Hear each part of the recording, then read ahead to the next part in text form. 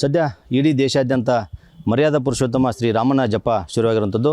ಈತ ಬಾಗಲಕೋಟೆಯಲ್ಲೂ ಕೂಡ ಶ್ರೀರಾಮನ ಭಕ್ತರೊಬ್ಬರು ತುಂಬ ವಿಶೇಷವಾಗಿ ರಾಮದ ಜಪ ಮಾಡ್ತಾ ಬಂದಿದ್ದಾರೆ. ಕಳೆದ 31 ವರ್ಷಗಳಿಂದ ಅವರು ರಾಮನ ಜಪ ಮಾಡ್ತಾ ಇದ್ದಾರೆ. ನಾನಿದೀಗ ಬಾಗಲಕೋಟೆ ತಾಲೂಕಿನ ಗದ್ದನಕೆರೆ ಕ್ರಾಸ್ನಲ್ಲಿರುವಂಥದ್ದು. ನಾನಿದೀಗ ತೋರಿಸ್ತಾ ಹೋಗ್ತೀನಿ. ಈ ಕುಟುಂಬ ಏನಿದೆ ಎಲ್ಲೂ ಸಹ ನಿರಂಜನ ಅನ್ನೋ ಕುಟುಂಬ. ಈ ಕುಟುಂಬದ ಸುಮಾರು 20 ಜನ ಇರುವಂಥ ಈ ಕುಟುಂಬ ಎಲ್ಲೂ ಸಹ ಧರ್ಮಪತ್ನಿಯವರು ಏನಿದ್ದಾರೆ ಅನ್ನಪೂರ್ಣ ಅಂತೇಳಿ ಅವರು ಸುಮಾರು 31 ವರ್ಷಗಳಿಂದ ರಾಮನಾಮದ ಜಪ ಮಾಡ್ತಾ ಬಂದಿದ್ದಾರೆ. ತುಂಬ ವಿಶೇಷವಾಗಿ ನೀವು ಇಲ್ಲಿ ನೋಡ್ತಾ ಇರ್ಬೋದು.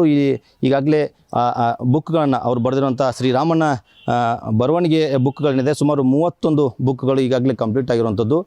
ಈ ಬುಕ್ಗಳನ್ನು ಇಟ್ಟು ಈಗಾಗಲೇ ಪೂಜೆ ಮಾಡ್ತಿದ್ದಾರೆ. ಒಂದೆಡೆ ದೇಶಾದ್ಯಂತ ಅಯೋಧ್ಯೆಯಲ್ಲಿ ರಾಮ ಮಂದಿರ ನಿರ್ಮಾಣ ಆಗಿ ಅದರ ಉದ್ಘಾಟನೆ ಕೂಡ ಇದೇ ತಿಂಗಳ 22ಕ್ಕೆ ನೆರವೇರ್ತಿರುವಂಥದ್ದು. ಇಂತಹ ಸಂದರ್ಭದಲ್ಲಿ ಈಗ ವಿಶೇಷವಾಗಿ ರಾಮನ ಭಕ್ತರು ತಮ್ಮ ಭಕ್ತಿ ಭಾವನ ಮೆರಿತಾ ಇರುವಂಥದ್ದು.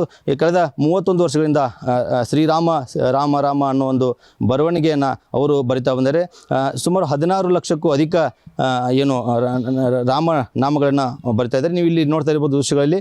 ಇವರು ಅನ್ನಪೂರ್ಣ ನಿರಂಜನ್ ಅಂತ 60 ವರ್ಷದ ಅನ್ನಪೂರ್ಣಮ್ಮನವರು ಈಗಾಗಲೇ ದಿನನಿತ್ಯ 1 ಗಂಟೆ 2 ಗಂಟೆ ಅವರಿಗೆ ಸಮಯ ಸಿಕ್ಕಾಗೆಲ್ಲ ರಾಮನಾಮದ ಜಪ ಮಾಡ್ತಾ ಬರ್ತಾ ಇದ್ದಾರೆ. ನೀವು ನೋಡ್ತಾ ಇದ್ದೀರಿ. ಇದು ರಾಮ ಅನ್ನೋ ಒಂದು ನಾಮ ಬರಿತಾ ಇದ್ದಾರೆ. ಇದು ನಿರಂತರವಾಗಿ ದಿನನಿತ್ಯವೂ ಕೂಡ ಒಂದು ಗಂಟೆ ಅಥವಾ 2 ಗಂಟೆ ಅವರಿಗೆ ಸಮಯ ಎಷ್ಟು ಸಿಗುತ್ತೋ ಅಷ್ಟು ಬರಿತಾ ಕೊಡ್ತಾರೆ.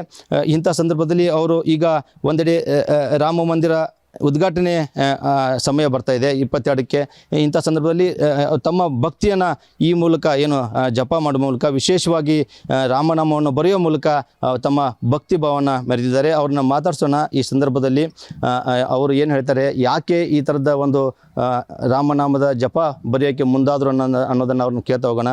ಅಮ್ಮ, ಇದೀಗ ತಾವು ರಾಮನಾಮದ ಜಪ ಬರಿತಾ ಇದ್ದೀರಾ. ಸುಮಾರು ಎಷ್ಟು ವರ್ಷಗಳಿಂದ ಬರಿತಾ ಇದ್ದೀರಿ? 30 ವರ್ಷದಿಂದ ಬರ್ಲಿಕ್ಕತ್ತೀವಿ ನೋಡ್ರಿ. ಈಗ 30 ವರ್ಷದಿಂದ ಬರ್ಲಿಕ್ಕತ್ತೀವ್ರಿ ಇದು.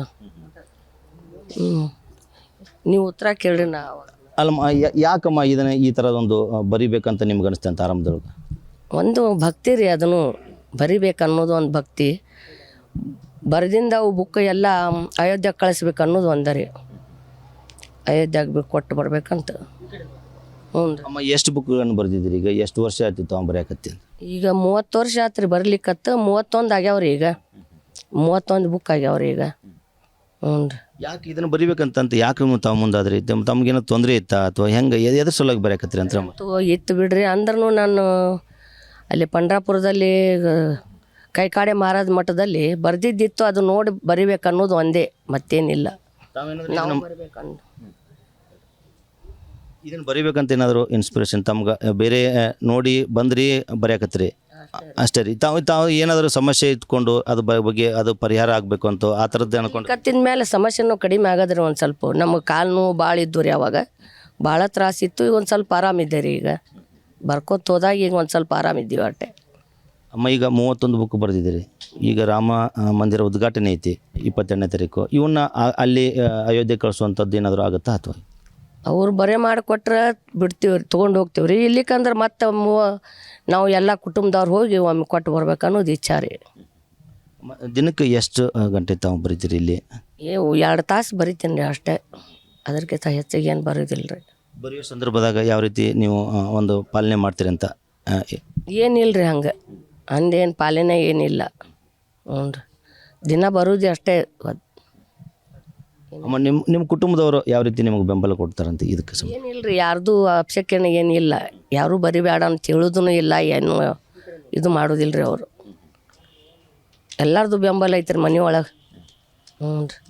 ಈ ರಾಮನಾಮದ ಜಪ ಬರೆಯೋಕ್ಕೆ ಸ್ಟಾರ್ಟ್ ಮಾಡಿದಿರಿ. ನಿಮ್ಮದು ತುಂಬ ದೊಡ್ಡ ಕುಟುಂಬ. ನಿಮ್ಮ ಕುಟುಂಬಕ್ಕೆ ಅನುಕೂಲ ಆಗೈತಿ ಅಂತ ಹೇಳ್ತೀರಿ? ಅನುಕೂಲ ಆಗ್ಯದ ರೀ. ಈಗ ನಾವು ಬರೀಲಿಕ್ಕೆ ಚಾಲು ಮಾಡಿದ್ಮೇಲೆ ಅನುಕೂಲ ಐತ್ರಿ. ಎಲ್ಲನೂ ಅನುಕೂಲ ಐತೆ ನೋಡ್ರಿ ಈಗ. ಹ್ಞೂ ರೀ. ನಿಮ್ಮ ಮನೆಯ ಮೇಲೆ ಕೂಡ ಶ್ರೀರಾಮ ಅಂತ ಬರೆದಿದ್ರಿ. ಅದ್ರ ಬಗ್ಗೆ ಏನು ಹೇಳ್ತೀರಮ್ಮ? ಏನದು ರಾಮದ ಮ್ಯಾಗ ಭಕ್ತಿ ನೋಡ್ರಿ ಅಷ್ಟೇ. ಬರೀಲಿಕ್ಕೂ ಒಂದು ಭಕ್ತಿ. ಅದ್ರ ಸಲಾಗಿ ಅಲ್ಲಿ ರಾಮ ಅಂತ ಬರ್ತೀವ್ರಿ. ಇದು ರಾಮನ ಪರಮ ಭಕ್ತರಾದಂಥ ಅನ್ನಪೂರ್ಣಮ್ಮನವರು ಹೇಳ್ತಾರಂಥದ್ದು. ಇನ್ನು ಅವರ ಯಜಮಾನರು ಇದ್ದಾರೆ, ಅವ್ರನ್ನ ಕೇಳ್ತಾ ಹೋಗೋಣ.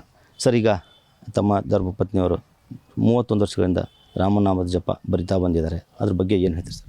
ನಮಗೆ ಅದು ಬರೆಯೋದ್ರಿಂದ ಭಾಳ ಸಂತೋಷ ಆಗಿದೆ ರೀ, ಭಾಳ ಸಂತೋಷ ಆಗಿದೆ. ಅದು ನೋಡಿ ನಮಗೆ ಭಾಳ ಅದರಿಂದ ನಮ್ಗೆ ಒಳ್ಳೇದಾಗಿದೆ.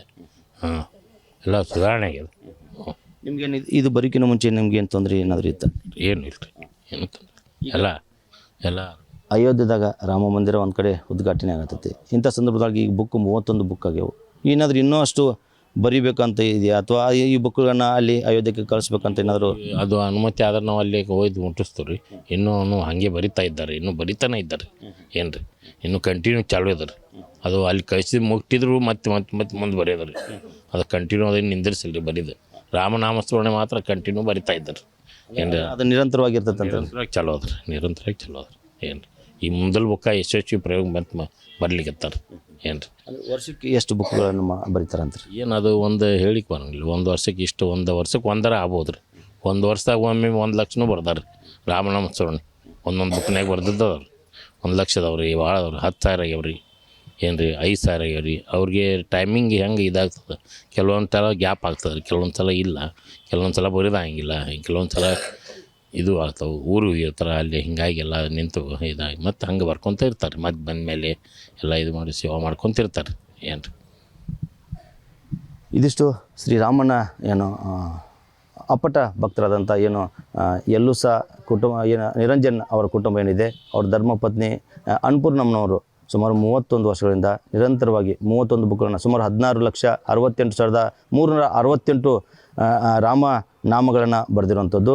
ಒಟ್ಟು 31 ಬುಕ್ಗಳು ಈಗಾಗಲೇ ತುಂಬಿರುವಂಥದ್ದು. ಅದನ್ನು ಅಯೋಧ್ಯೆಗೆ ಅವಕಾಶ ಮಾಡಿಕೊಟ್ಟರೆ ಈಗ ಕೊಡ್ತೀವಿ, ಇಲ್ಲಾಂದರೆ ಮುಂದಿನ ಹಂತದಲ್ಲಿ ನಾವು ಇಡೀ ಕುಟುಂಬ ಸಮೇತವಾಗಿ ಅಯೋಧ್ಯೆಗೆ ಆ ಬುಕ್ಗಳನ್ನು ಮುಟ್ಟಿಸ್ತೀವಿ ಅನ್ನೋ ಒಂದು ಮಾತುಗಳನ್ನು ಹೇಳ್ತಿದ್ದಾರೆ. ಅಲ್ಲದೆ ಇದು ರಾಮನಾಮ ಜಪ ಏನಿದೆ ಇದು ನಿರಂತರವಾಗಿ ನಡೀತಿರುವಂಥದ್ದು. ಈ ಬುಕ್ಗಳು ಎಷ್ಟೇ ತುಂಬಲಿ ಇದನ್ನು ಅಯೋಧ್ಯೆಗೆ ಕಳಿಸ್ತೀವಿ, ಮತ್ತೆ ನಿರಂತರವಾಗಿ ಪುಸ್ತಕಗಳನ್ನು ಅಥವಾ ನಾಮವನ್ನು ಬರಿತಾ ಹೋಗ್ತೀವಿ ಅನ್ನೋ ಒಂದು ಮಾತುಗಳನ್ನು ಆ ಇಡೀ ಕುಟುಂಬ ಹೇಳ್ತಿರುವಂಥದ್ದು.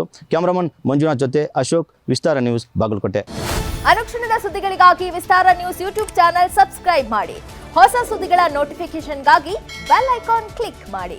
ಲೇಟೆಸ್ಟ್ ಅಪ್ಡೇಟ್ಸ್ಗಾಗಿ www.vistaranews.com ವೆಬ್ಸೈಟ್ಗೆ ವಿಸಿಟ್ ಮಾಡಿ. ಅಂಗೈಯಲ್ಲೇ ಜಗತ್ತಿನ ಸುದ್ದಿ ತಿಳಿಯಲು ವಿಸ್ತಾರ ನ್ಯೂಸ್ ಕನ್ನಡ ಆಪ್ ಡೌನ್ಲೋಡ್ ಮಾಡಿ.